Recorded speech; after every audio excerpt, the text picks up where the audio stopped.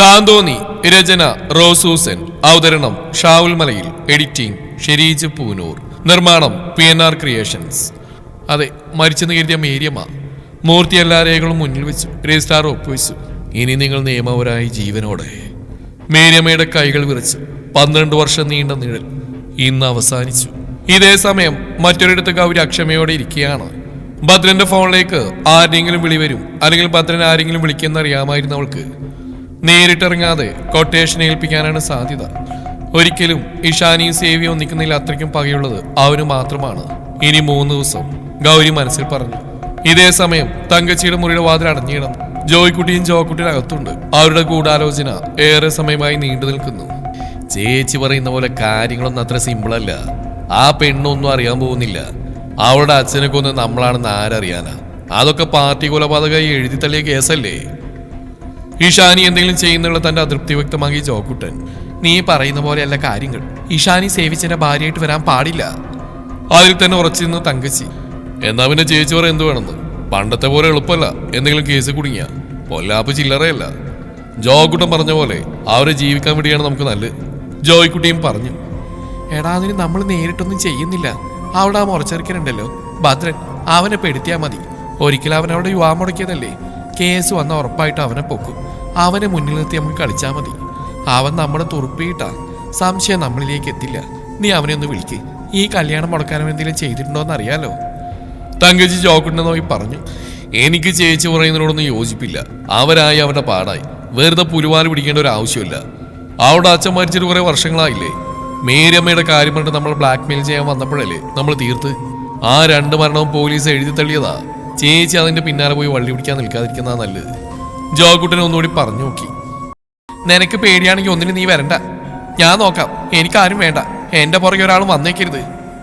എന്നെ ആ വീട്ടിൽ നിന്ന് പുറത്താക്കിയവനാണ് സേവി. അവന് പണി കൊടുക്കാൻ എനിക്കറിയാം. നീ അവന്റെ നമ്പരാ, ഞാൻ വിളിച്ചോളാം. ജോക്കുട്ടൻ ഭദ്രന്റെ നമ്പർ കൊടുത്തു. ആ നമ്പർ ഫോണിൽ സേവ് ചെയ്തിട്ട് തങ്കച്ചി വാതിൽ തുറന്ന് പുറത്തേക്ക് പോയി. ഈ ചേച്ചിക്ക് ഇത് എന്നാത്തിന്റെ കേടാ? പുറകെ പോയി വള്ളി പിടിക്കേണ്ട വല്ല കാര്യമുണ്ടോ? അവൻ കിട്ടുക കിട്ടാതിരിക്കുക എന്താന്ന് വെച്ചാൽ ചെയ്തോട്ടെ. അതൊന്നും നമ്മളെ ബാധിക്കുന്ന പ്രശ്നമല്ല. ഇനിയിപ്പോൾ ഈ പെണ്ണിന് എന്തെങ്കിലും സംഭവിച്ചു കഴിഞ്ഞാലായിരിക്കും അന്വേഷണം നീളുന്നത്. ജോയ്ക്കുട്ടി പറഞ്ഞ് ശരിയാണെന്ന് ജോക്കുട്ടനും തോന്നി.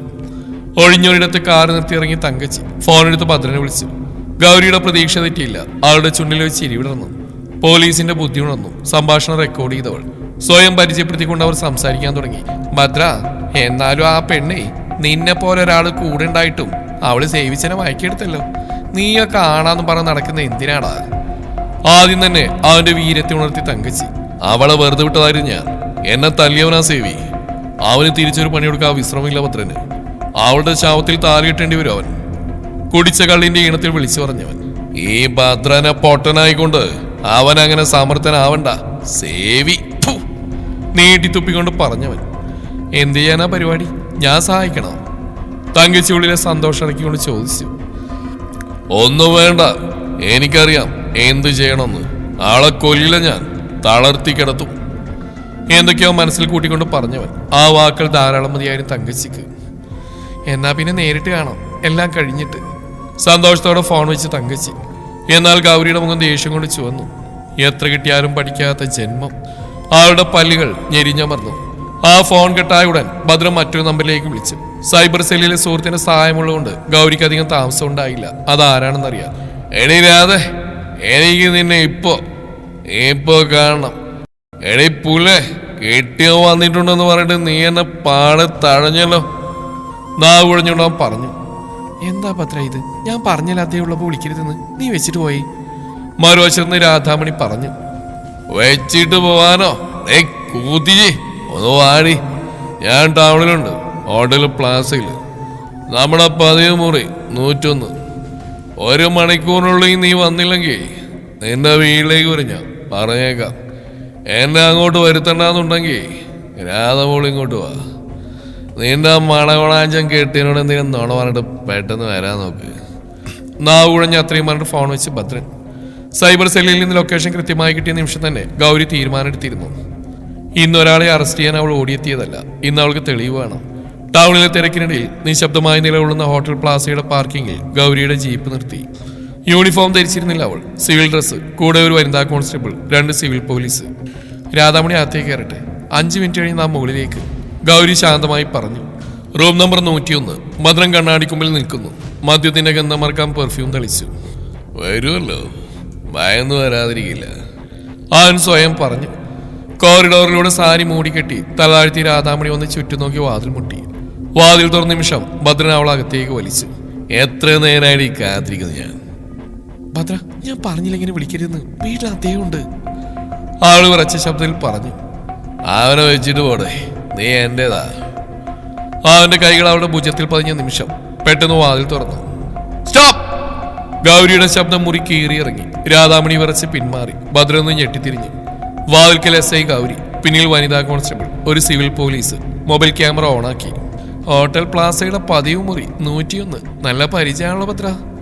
ഗൗരിയുടെ കണ്ണുകൾ തണുത്തിരുന്നു. ഗൗരി, നീ ഇത്... ഭദ്രൻ നാവുടഞ്ഞു. ബ്ലാക്ക് മെയില്, ഭീഷണി, വിവാഹിതയായ സ്ത്രീയെ വിളിച്ചു വരുത്തൽ, ഇതൊക്കെ ചെറുകാര്യങ്ങളാണോ നിനക്ക്? രാധാമണി കരഞ്ഞുകൊണ്ട് പറഞ്ഞു. മേഡം, ഞാൻ വരാൻ ഇഷ്ടപ്പെട്ടല്ല, ആ വീട്ടിൽ വരുന്നവർ ഭീഷണിപ്പെടുത്തിയിട്ടാ. എല്ലാ റെക്കോർഡിലുണ്ട്, ഗൗരി ശാന്തമായി പറഞ്ഞു. ഫോൺ കോളും മെസ്സേജുകൾ, ഇപ്പോഴത്തെ ദൃശ്യങ്ങൾ മതിയാവുന്ന തെളിവാ. ഭദ്രൻ ആഞ്ഞു ചിരിക്കാൻ ശ്രമിച്ചു. രണ്ടുപേര് തമ്മിലുള്ള കാര്യത്തില് പോലീസ് ഇടപെടേണ്ട കാര്യമില്ല. ഗൗരിയുടെ മുഖം കടുപ്പമായി.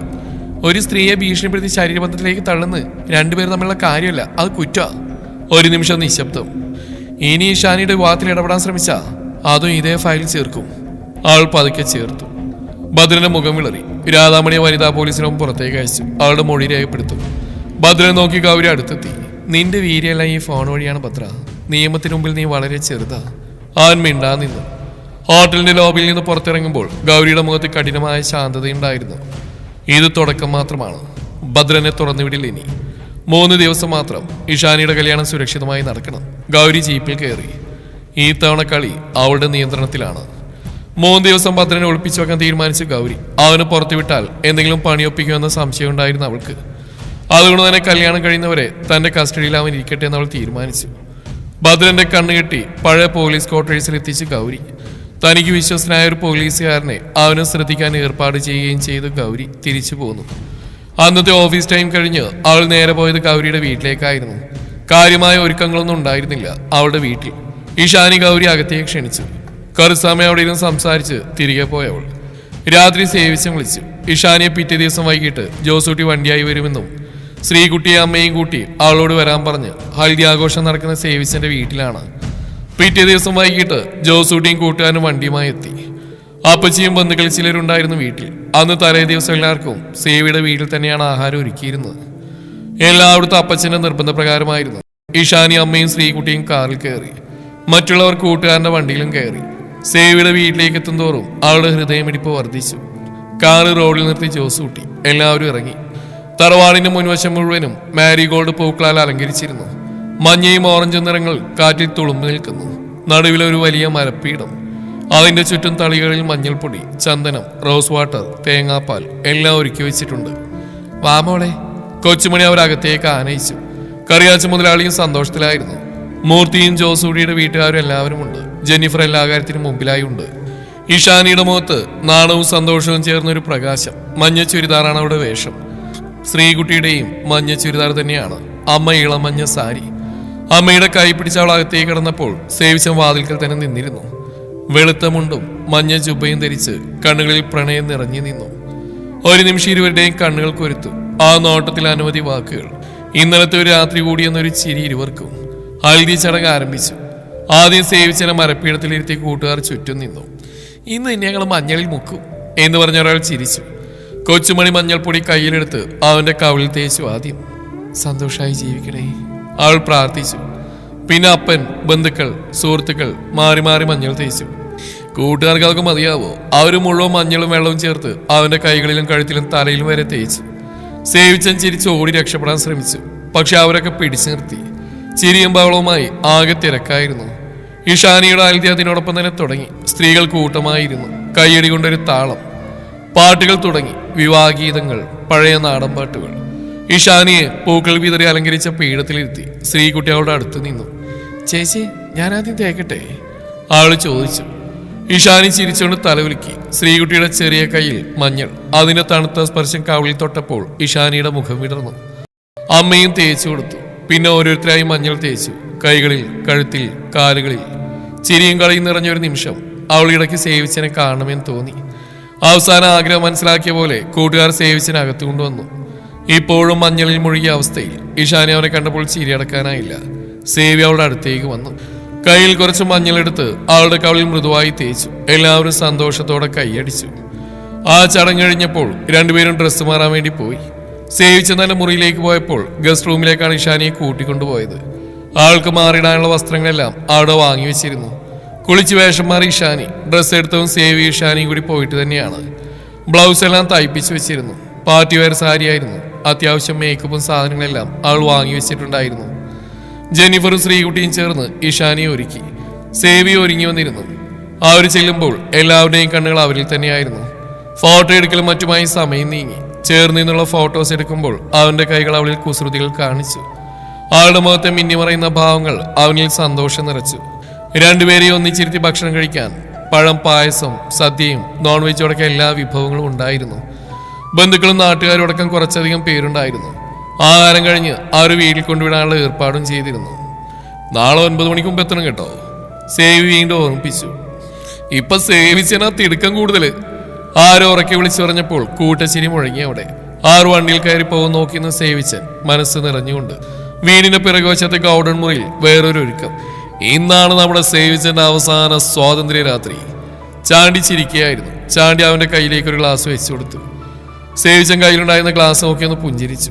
മേശപ്പുറത്ത് കപ്പയും ബീഫ് ഉലത്തിയതും ചിക്കൻ ഫ്രൈയും നിരന്നു. പഴയ സ്പീക്കറും മൃദുവായി പാട്ട്, ചിരിയും കളിയാക്കലും. നമ്മുടെ സേവിച്ചനും അവന്റെ പുതിയ ജീവിതത്തിനും സന്തോഷം മാത്രം വരട്ടെ. ചിയേഴ്സ്! എല്ലാവരും ഒരുമിച്ച് പറഞ്ഞു. സേവിച്ചൻ ചിരിച്ചെങ്കിലും കണ്ണുകളിൽ ഒരു ചെറു ചിന്തയുടെ നിഴൽ. എന്താ സേവിച്ച മിണ്ടാണ്ടിരിക്കുന്നത്? ചാണ്ടി ചോദിച്ചു. ഏയ് ഒന്നുമില്ല, നാളെ മുതൽ ജീവിതം മാറുമല്ലോ, കുറച്ച് ഉത്തരവാദിത്വം കൂടിപ്പോവല്ലോ, അതോർത്തിരുന്ന. സേവിച്ചൻ മറുപടി പറഞ്ഞു. മാറുന്ന ജീവിതമല്ല, നിന്റെ കൂടെ ഒരു കൂട്ടുകാരെ കൂടി ചേർക്കുകയാണ്. ബാക്കി നമുക്കെല്ലാം പഴയ പോലെ തന്നെ, ഒരു മാറ്റവും ഇല്ല, ജോസൂടി ചിരിച്ചുകൊണ്ട് പറഞ്ഞു. ഈ സമയം തങ്കച്ചി സന്തോഷത്തോടെ സഹോദരന്മാരോട് സംസാരിക്കുകയാണ്. നാളെ വിവാഹം പത്രം മുടക്കുമെന്ന് പറഞ്ഞിട്ട് കൈ നനയാതെ മീൻ പിടിച്ച സന്തോഷത്തോടെ. നാളെ രജിസ്റ്റർ ഓഫീസിലേക്ക് നമുക്കും പോകണം. കല്യാണ പെണ്ണ് വരാൻ നാണം കെട്ടിൽക്കുന്ന അവനെ കണ്ണു നിറച്ച് കാണണം എനിക്ക്. അപ്പൻ്റെയും മകൻ്റെയും സന്തോഷം കെട്ടടങ്ങുന്നത് ഈ കണ്ണുകൊണ്ട് കാണണം, പകയോടെ പറഞ്ഞു തങ്കച്ചി. കേരളീയ വേഷത്തിൽ അവൾ അതീവ സുന്ദരിയായി ഒരുങ്ങി. പൊന്നിൻ കരയുള്ള വെളുത്ത കസവ് സാരിയിൽ അവളുടെ ഭംഗി ഒന്നുകൂടി വർദ്ധിച്ചു. രജിസ്റ്റർ ഓഫീസിലെ ചടങ്ങ് വളരെ ലളിതമായ രീതിയിൽ നടത്താനാണ് അവർ ഉദ്ദേശിച്ചിരുന്നത്. അതുകൊണ്ട് തന്നെ ഒരുക്കങ്ങളും കുറവായിരുന്നു. ശ്രീകുട്ടിയാണ് അവൾ ഒരുക്കിയത്.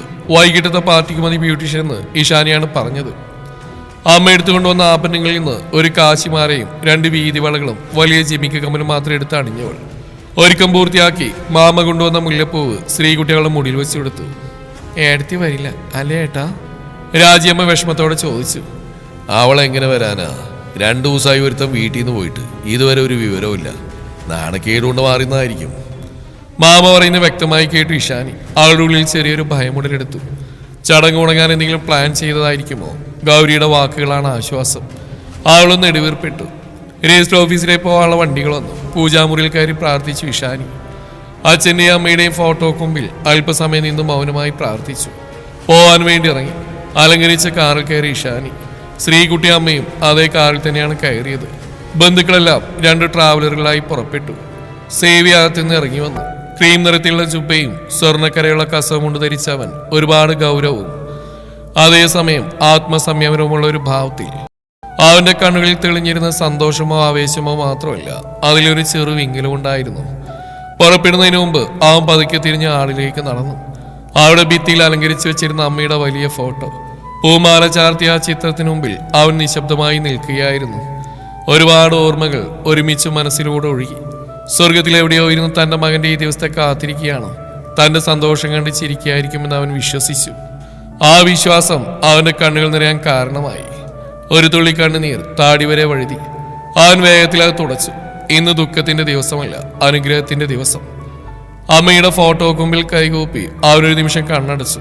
പുറത്ത് ബന്ധുക്കളുടെ വിളിയേട്ടു. സമയമായി. സേവി വീണ്ടും അമ്മയുടെ ചിത്രത്തിലേക്ക് നോക്കി ഒരു ചെറുപുഞ്ചിരി നൽകി. ശേഷം ആത്മവിശ്വാസത്തോടെ നടന്നു. ഈ സമയം പഴയ തറവാട്ട് വീട്ടിൽ നിന്ന് രജിസ്റ്റർ ഓഫീസിലേക്ക് പോകാൻ വേണ്ടി ഒരുങ്ങിയിറങ്ങിയാണ് മേരിയമ്മ. പരമ്പരാഗത വേഷമായ ചട്ടയും മുണ്ടുമാണ് അവർ ധരിച്ചിരുന്നത്. കഴുത്തിൽ വലിയൊരു സ്വർണ്ണമാല, അതിനോട് ചേർന്ന് സ്വർണ്ണക്കൊന്ത, കയ്യിൽ വീതി വളകൾ, സ്വർണ്ണ ഫ്രെയിമുള്ള കണ്ണട. അങ്ങനെ ഒരു വേഷത്തിലായിരിക്കണം തന്റെ മകന്റെ മുന്നിലെത്താൻ ഒരു ആഗ്രഹമുണ്ടായിരുന്നു അവർക്ക്. മറ്റൊന്നുമല്ല, സേവി കുട്ടിക്കാലത്തെപ്പോഴും പറയുമായിരുന്നു തന്നോട് ചട്ടയും കൊണ്ട് ഉടുക്കാൻ. തന്റെ അമ്മയുടെ വേഷം അതായിരുന്നു. ആ വേഷം അവന് ഒത്തിരി ഇഷ്ടമാണ്. കാലം മുന്നോട്ട് സഞ്ചരിച്ചപ്പോൾ ചട്ടയും മുണ്ടൊക്കെ എല്ലാവരും ഉപേക്ഷിച്ചു. സാരിയും ചുരിദാറും നൈറ്റിയുമൊക്കെയായി. അവരുടെ ഉള്ളിൽ ഒരു സന്തോഷം കടന്നു വന്നു. ക്ലാരയും ഒരുങ്ങി വന്നിരുന്നു. രജിസ്റ്റർ ഓഫീസിലുള്ള യാത്ര ആരംഭിച്ചു. എന്നാൽ മേരിയമ്മയുടെ ഹൃദയം ഇതിനകം തന്നെ തന്റെ മകന്റെ മുമ്പിൽ നിൽക്കുകയായിരുന്നു. അവനൊരിക്കലും ഇഷ്ടപ്പെട്ട അതേ വേഷത്തിൽ, അതേ സ്നേഹത്തോടെ. ഇഷാനിരുന്ന കാർ പതുക്കെ റോഡിലൂടെ നീങ്ങിയായിരുന്നു. അലങ്കരിച്ച കാറിന്റെ ഗ്ലാസ്സിലൂടെ പുറത്തേക്ക് നോക്കുമ്പോൾ മരങ്ങൾ പിന്നോട്ടോടുന്ന പോലെ തോന്നി. അവളുടെ ഹൃദയമിടിപ്പ് ഓരോ നിമിഷവും വേഗത്തിലാവുകയായിരുന്നു. ശ്രീകുട്ടി അവളെ തോളിൽ തലയാച്ചിരിക്കുന്നു. അമ്മ കണ്ണടച്ച് പ്രാർത്ഥനയിൽ, ഇനിയും തന്നെ മകളുടെ യുവാവ് മുടങ്ങരുതേ എന്ന പ്രാർത്ഥനയിൽ. ചേച്ചി പേടിയുണ്ടോ? ശ്രീകുട്ടി പതിയെ ചോദിച്ചു. ഇഷാനി ചിരിക്കാൻ ശ്രമിച്ചു. പേടിയല്ല മോളെ, എന്തോ ഒരു വികാരം. അങ്ങനെ പറയുമ്പോഴും ഉള്ളിലൊരു കനൽ നീറി അവളുടെ. മാമ പറഞ്ഞ വാക്കുകൾ അവളുടെ മനസ്സിൽ വീണ്ടും മുഴങ്ങിക്കൊണ്ടിരുന്നു. 2 ദിവസമായി ഒരുത്തം വീട്ടിൽ നിന്ന് പോയിട്ട് ഇതുവരെ ഒരു വിവരമില്ല.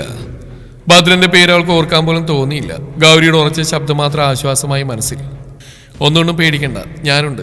ഭദ്രൻ വരില്ല തന്റെ വിവാഹത്തിന്. അതേസമയം മറ്റൊരു വശത്ത് സേവിച്ചിരുന്ന തന്റെ വാഹനത്തിൽ പുറപ്പെട്ടു. കൂട്ടുകാർ ചുറ്റുമുണ്ടെങ്കിലും അവൻ അസാധാരണമായ നിശബ്ദതയിൽ കൈവിരലുകൾ തമ്മിൽ ചേർത്ത് പിടിച്ചിരുന്നു. പുറത്തേക്ക് നോക്കുമ്പോൾ കണ്ണുകളിൽ അമ്മയുടെ മുഖം മാത്രം. അവന്റെ മനസ്സിൽ ഇന്നലെ രാത്രിയിലെ ചിരികൾ വീണ്ടും മുഴങ്ങി. ചാണ്ടിയുടെ കളിയാക്കലും ജോസൂട്ടിയുടെ ആത്മവിശ്വാസവും. മാറുന്ന ജീവിതമല്ല, നിന്റെ കൂടെ ഒരു കൂട്ടുകാരെ കൂടി ചേർക്കുക. ആ വാക്കുകൾ ഓർത്തപ്പോൾ അവന്റെ അത്തരത്തിലൊരു ചെറുപുഞ്ചിരി തെളിഞ്ഞു. തുടരും ഈ കഥയുടെ ബാക്കി ഭാഗം നാളെ ഇതേ സമയം.